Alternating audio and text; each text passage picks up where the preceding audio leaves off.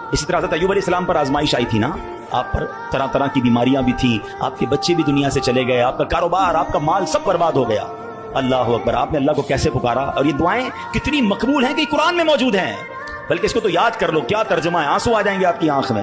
حضرت ایوب کہتے ہیں انی مسنی الضر وانت ارحم الراحمین، اس کا ترجمہ سنو کہ بے شک مجھے تکلیف پہنچی ہے اور تو سب رحم کرنے والوں سے بڑھ کر رحم کرنے والا ہے۔